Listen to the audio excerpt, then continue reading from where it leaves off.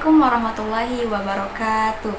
Alhamdulillahirrabbilalamin. Wabihi nasta'in ala amrid dunya waddin. Wassalatu wassalamu ala asyrafil anbiya wal mursalin wa ala alihi wa ashabihi ajmain. Puji syukur kita panjatkan atas kehadirat Allah Subhanahu wa taala, karena atas limpahan rahmat dan hidayahnya lah sehingga kita masih diberi kesehatan, kesempatan untuk menyelesaikan resensi ini.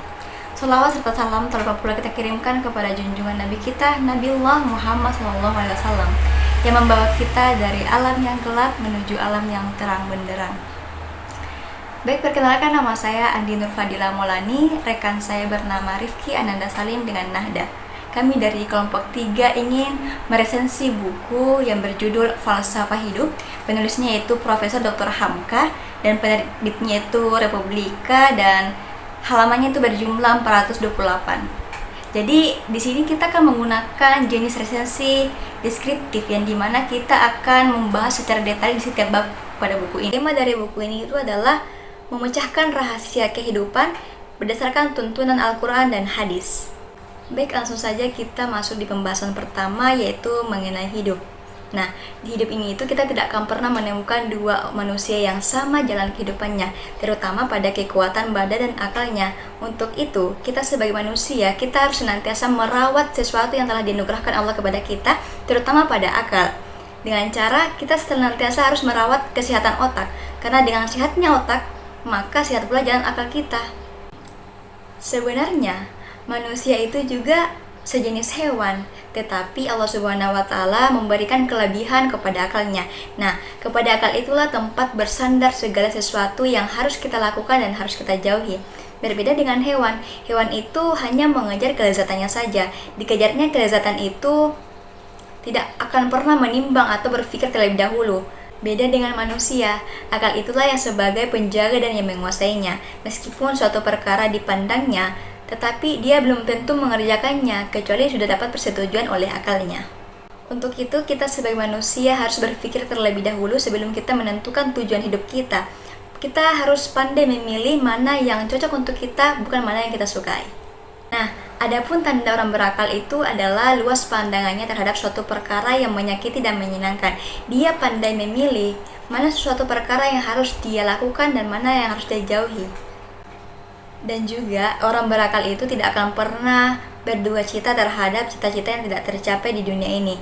Dia terus menerima keadaannya dan terus berusaha semaksimal mungkin. Dan ketika dia rugi, dia tidak akan cemas, dan ketika dia berlambah, dia juga tidak akan bangga. Karena sejatinya, ketika kita cemas itu merendahkan hikmah, dan juga ketika kita bangga, itu juga menghilangkan ketimbangan. Kita masuk pembahasan kedua, yakni ilmu dan akal. Sebelum Islam mengajak pemeluknya ini untuk mencapai keperluan di dunia, terlebih dahulu dia menyuruh kepada manusia untuk membersihkan akalnya. Dalam hal ini adalah pikiran. Tatkala kitab suci Al-Quran mengajak manusia kepada Islam dan dengan mengikuti ajarannya dan menjauhi larangannya, dia lebih masuk dulu dari pintu akal, yang dimana ketika ada bantahan dan kengkaran, dia disuruh untuk berpikir terlebih dahulu dengan menggunakan akal yang suci dan bersih itu. Di dalam Al-Quran, selain kata Allah, itu juga terdapat banyak kata ilm atau ilmu, yang dimana ini menandakan bahwa Islam adalah agama yang sangat memuliakan ilmu. Nabi Muhammad membawa Al-Quran dan menyeru pada ilmu, baik itu ilmu dunia, ilmu manusia, ilmu lahir atau batin. Tegasnya dalam hal ini bukan cuma ilmu agama, tetapi ilmu dunia juga. Nah, adapun lawan akal dan lawan ilmu itu sendiri itu adalah kejahilan. Nah, kejahilan ini sendiri itu adalah alamat bekunya perasaan dan lemahnya otak. Nah, jahil ini ada dua macam. Yang pertama jahil basit, jahil tipis, yang dimana jahil ini adalah ketika kita mengingatkan kepada seseorang setelah dia terlanjur melakukan kesalahan, lantas dia berubah. Itu namanya jahil basit, karena dia masih suci batinnya. Nah, yang kedua itu adalah jahil murakkab, yang dimana dia tidak tahu bahwa dia jahil atau dia sombong. Kita masuk pembahasan ketiga, yaitu hukum alam. Hukum alam atau sunnatullah itu adalah segala peraturan yang teguh dan tidak akan pernah berubah lagi. Hukum yang sangat tua, lebih tua dari segala hukum dan lebih dulu dari segala agama. Bahkan segala hukum yang ada atau agama yang telah berdiri itu bersumber dari hukum alam.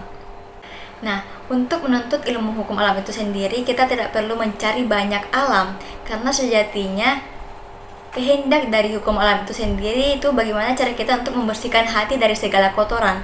Tentu dengan cara ini terbukalah segala pengetahuan dan tertutuplah dinding pembatas antara kita dengan ilmu itu. Jadi, diadakannya hukum alam ini oleh Allah untuk manusia supaya mereka memelihara kehidupannya dan supaya juga mereka bisa hidup di dunia ini. Baik, saya akan mempresentasikan sebuah buku yang berjudul Falsafah Hidup, di mana dalam buku ini terdapat bab yang berjudul Adab Kesopanan. Berbicara tentang adab kesopanan ini tak lepas dari yang namanya kemajuan akal. Dan kemajuan akal itu tersendiri terbagi menjadi dua. Yang pertama, kemajuan kecerdasan, dan yang kedua, kemajuan perasaan. Nah, kemajuan perasaan inilah yang terikat dengan yang namanya budi, namanya adab, serta sopan santun. Dan di mana kemajuan perasaan ini atau sopan santun serta budi ini, itulah yang membedakan manusia dengan hewan. Dan adab kesopanan terbagi menjadi dua. Yang pertama, adab dari luar, dan kemudian adab yang dari dalam. Adab yang dari luar, misalnya di Indonesia, adat istiadat di Indonesia yaitu berduduk sila di depan atau di muka orang yang lebih tua. Kemudian yang kedua, membahas dalam buku ini ada bab yang membahas tentang kesederhanaan. Kesederhanaan tidak bisa kita katakan hanya kepada orang yang berbaju koyak, berbaju yang murah. Akan tetapi hakikat kesederhanaan itu tidak bisa diukur kepada orang yang miskin saja. Karena kenapa? Kesederhanaan ini juga bisa dilakukan oleh orang-orang yang masyhur, orang-orang yang kaya. Dan sesungguhnya kesederhanaan ini itu tergantung niat dan tujuannya apa. Karena jika sesuai dengan niat dan tujuannya itu, maka kesederhanaan ini tidak hanya terikat kepada yang miskin saja, akan tetapi terikat kepada semua orang, baik itu miskin maupun yang kaya. Kemudian yang ketiga, dalam buku ini terdapat bab yang berjudul keberanian. Keberanian adalah salah satu sikap yang pantang mundur, pantang menyerah dalam menghadapi suatu bahaya. Contohnya, ada suatu rumah yang kebakaran, di mana di rumah itu terdapat seorang anak yang terjebak dalam suatu ruangan, sehingga ada seseorang yang menonton kebakaran itu masuk dan langsung menyelamatkan anak itu. Itu adalah salah satu contoh keberanian. Di sini saya akan membahas mengenai keadilan. Sebenarnya jika diambil dari arti kata saja, yaitu keadilan ialah tegak tengah.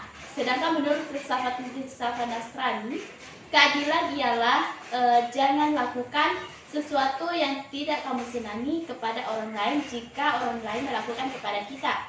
Sedangkan menurut sabda Nabi Muhammad SAW mengajarkan kepada kita bahwa tidaklah beriman seorang kamu sebelum dia mencintai saudaranya sebagaimana mencintai diri sendiri. Di dalam dasar hukum keadilan, dunia keadilan mengandung 3 perkara, yaitu persamaan, kemerdekaan, dan hak milik. Pembahasan selanjutnya yaitu mengenai persahabatan. Maksud persahabatan di sini bukanlah hendak berkumpul-kumpul dan bercengkrama saja. Bukan hanya berenak-enakan makan, berpuas-puas minum, bukan supaya berganti-ganti membayar makanan di kedai kopi. Kalau hanya demikian, sifat persahabatan di sini hanya sebagai tidak erat persahabatannya. Maka tukang copet, pencuri, dan pembongkar kepunyaan orang lain pun bukan main erat persahabatannya, sampai apabila seseorang tertangkap dan masuk penjara yang tinggal membelanjai anak istrinya. Maksud persahabatan di sini ialah untuk sama-sama memperluas tujuan hidup, mendekatkan di antara satu jiwa dengan jiwa yang lainnya, yang telah terdapat kecocokan di dalam satu perkara sehingga dapat dikatakan atau dapat didamaikan di dalam perkara yang lain. Dapatkah dilakukan dengan terus terang dan jujur. Adapun syarat untuk mengekalkan persahabatan telah disusun oleh para budiman. Setengah berkata supaya persahabatan kekal dan lama usianya sampai tulang hancur di kandung tanah, hendaklah ketahui bahwa kita bersahabat ialah dengan manusia, bukan dengan malaikat. Tentu kesalahan akan ada pada sahabat itu. Lalu kalau hendak mencari sahabat yang tidak ada salahnya atau terus saja memutuskan persahabatan lantaran terdapat kesalahan, alamatnya kita tidak akan mendapatkan sahabat. Dan ahli hikmat berkata bahwa persahabatan yang kekal ialah jika kedua belah pihak sudi berkorban. Pembahasan terakhir mengenai Islam pembentuk pandangan hidup. Siapakah orang yang ingin terjatuh ketika berjalan atau sedang mengendarai kendaraan? Pasti semua orang tidak menginginkan itu terjadi. Pasti kita sama-sama ingin selamat dari bahaya. Tetapi agar terhindar dari semua itu, ada aturan yang harus dipatuhi. Demikian pula kita dalam perjalanan hidup. Kita tidak ada yang ingin rusak dan binasa. Semua ingin selamat, ingin sehat, tetapi agar keinginan itu tercapai dan tujuan perjalanan lurus, maka ada aturan yang harus diingat dan diperhatikan. Tempat kembali apabila terjadi perselisihan itulah dia syariat yang diturunkan oleh Allah Subhanahu wa taala kepada bangsa manusia dengan perentaraan nabi-nabinya. Manusia lebih perlu kepada syariat Allah daripada tabib atau dokter. Sebab tabib atau dokter untuk kesehatan, sedangkan syariat untuk kesehatan jiwa, kesehatan hidup. Syariat bukanlah rancangan perbuatan manusia yang dijalankan setelah dialami dan diderita, tetapi wahyu ilahi yang suci, yang tidak tercampur dengan batil dan kerusakan. Tidak ada pula yang patut diingkari dan dibanding. Baik, itulah tadi resensi buku dari kelompok kami, yakni kelompok 3. Kurang lebihnya mohon dimaafkan. Wassalamualaikum warahmatullahi wabarakatuh. Thank you for watching.